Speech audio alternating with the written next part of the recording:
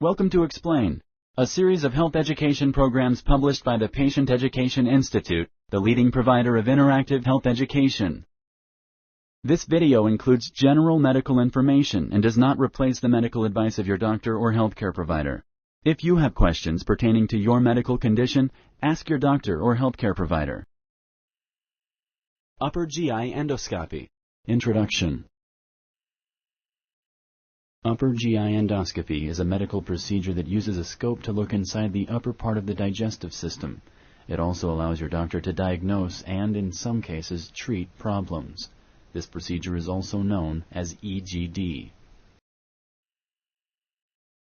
Your doctor has recommended that you have upper GI endoscopy. The decision to have this procedure is also yours. This patient education tutorial explains EGD. It discusses the benefits and risks and what to expect after this procedure. Anatomy. The digestive system helps the body digest and absorb the food we eat.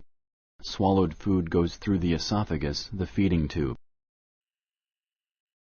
The swallowed food then passes through the stomach where it is partially digested. Food goes from the stomach to the small intestines where nutrients are further digested and partially absorbed. The beginning of the small intestines is called the duodenum. Fibers and digested food finally reach the colon. In the colon, the rest of the nutrients get absorbed and stools are formed. Stools are then stored in the last part of the colon before being excreted. The digestive system is also called the gastrointestinal system, or GI. Its internal lining consists of special tissue. The upper GI consists of the esophagus, the stomach, and the duodenum. Endoscopy. Endoscopy is a special technique for looking inside the body. The doctor uses an endoscope during the procedure. An endoscope is a long, thin, flexible fiber optic tube that transmits pictures. The physician can either look directly in the scope or can see the pictures projected on a TV monitor. This procedure will show more details than pictures taken with X-ray.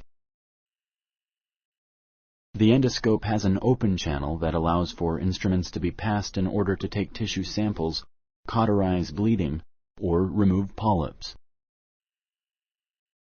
The doctor that performs endoscopy to examine the upper GI is a gastroenterologist, a specialist in the digestive system. Various GI symptoms can be investigated with an EGD. These include pain in the stomach or abdomen, difficulty swallowing, vomiting, bleeding, ulcers, tumors, indigestion, and chest pain. Clear and detailed images and video projected on the monitor help the doctor diagnose the problem. In some cases, an endoscopy procedure can be used to treat the disease. For instance, if polyps are found in the duodenum, they can be taken out. Polyps are abnormal growths of the GI lining. Polyps start out as non-cancerous tumors. However, some types of polyps can grow to become malignant. If you have a polyp, your doctor will take it out and send it to be tested under a microscope to determine its type. Cancerous growths, if any are found, can also be taken out for further examination. This is called a biopsy. Biopsies are also done to test for certain bacteria that cause ulcers. Active ulcer bleeding can also be treated during the endoscopy. If a source of bleeding is found, it can be cauterized and the bleeding stopped. Your doctor will tell you the reason why an EGD has been recommended for you.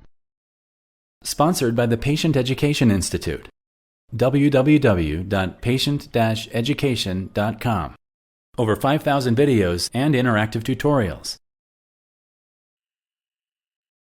Preparation. Endoscopy is usually an outpatient procedure. This means that you will go home after the procedure. It can be done in the physician's office, a GI clinic, or at the hospital. You should not eat or drink within 8 hours of your scheduled procedure. food in the upper GI will block the view and hinder the examination. In addition, it can cause vomiting, creating complications. If you are taking medicines, ask your doctor whether you should take them before the procedure. You should stop the use of aspirin or aspirin-containing products, as well as over-the-counter pain medications such as Excedrin, ibuprofen, Motrin, Advil, Aleve, or similar products 7 days before the procedure. Taking such products can increase the risk of bleeding during or after the procedure. After your procedure, your doctor will tell you when it is safe to restart these medications. You should not smoke after midnight the day before the procedure. Tell your doctor about any medical problem you have. Problems with the lungs and heart, for instance, may require special treatment before, during, and after the endoscopy. Also, if you are a diabetic, please inform the person scheduling the exam that you will need an early appointment time. Tell your doctor about all the medications you are taking. For instance, if you take blood thinners, you may need to stop them. Some patients may need to take antibiotics before the procedure. Also inform him or her if you have any allergies. This will help your healthcare team select the analgesic for you. This is the medication that will numb you so you won't feel any pain. You will be asked to remove your shirt and put on a gown for the procedure. Also, if you wear glasses, dentures, or partials, you will be asked to remove them before the procedure. You may want to bring an eyeglass case with you to put your glasses in. A denture cup will be provided for you. When you are ready to go home, you should not drive a car. Arrange for somebody to drive you home. Procedure. The doctor will give you a local anesthetic to numb your throat. This may be a spray or a medication to gargle with. A special piece may be placed in your mouth to support it. You will lie on your left side. During the procedure, you may be given a sedative medication to help you relax, or you may be given a medication that will put you to sleep during the procedure. It is important for you to try to relax and take slow, deep breaths through your nose. Every effort will be made to maintain your comfort and safety. Most patients sleep through the procedure. Your blood pressure, pulse, and oxygen level in your blood will be monitored. The procedure usually takes about 5 to 10 minutes to complete. You should feel no pain during the procedure, and you will be able to breathe on your own. You will feel the pressure of the endoscope as it is inserted. The endoscope will blow some air into your stomach so that the doctor can see well.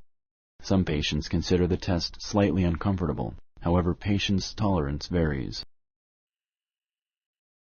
The esophagus, stomach, and duodenum are examined carefully during the EGD. Your doctor will look closely at areas that require evaluation, diagnosis, or treatment. He or she will look for inflammation, bleeding, abnormal growths, or other abnormalities. If the doctor sees suspect tissue, he or she will take a sample for examination under the microscope. This is called a biopsy. Biopsy is helpful in examining abnormal growths to determine if they are cancerous. It can also help determine if a bacteria causing ulcer is present. The biopsy results are usually available a few days later. If active bleeding is found, such as bleeding caused by an ulcer, the doctor can coagulate the bleeding blood vessels using the endoscope. At the end of the examination, the doctor will withdraw the endoscope, and you will be taken to a recovery room to wait for the effect of the medications to wear off. This may take up to 1 hour. You will then be discharged to go home. Your doctor may give you the preliminary results before discharge. If any biopsy was done, these results may not be available for a few days. When you are ready to go home, you should not drive a car. Arrange for somebody to drive you home. Risks. An EGD is a safe procedure. Complications are rare, however they can occur. You need to know about them just in case they happen. Some patients may be allergic to the sedative used. Tell your doctor if you have any allergy before the procedure. This will help him or her pick the right sedative for you. Bleeding could happen. This is rare, but more likely if a biopsy is performed or if the patient takes blood-thinning medication. Bleeding, if it occurs, resolves on its own and in rare cases may require blood transfusion. In extreme rare cases, surgery may be needed. The lining of the digestive tract can be perforated. This may require surgery to repair it. This is also very rare. Complications from existing heart or lung diseases can occur. After the procedure, though you will feel stronger as you go home, you should plan on resting for the remainder of the day. You may have a sore throat, bloating, or cramping. These are normal side effects and should disappear within 24 hours. Your doctor will tell you how soon you can eat, drink, and resume your regular activities. Normally, you can eat after the procedure. Call your doctor immediately if you notice any of the following. 1. You have trouble swallowing. 2. You have throat, belly, or chest pain that keeps getting worse. 3. You're throwing up. 4. You have blood in your bowel movement. The feces would look black or very dark when they have blood in them. 5. You have a fever. If you like this video, please like and share. For similar videos, subscribe to our channel.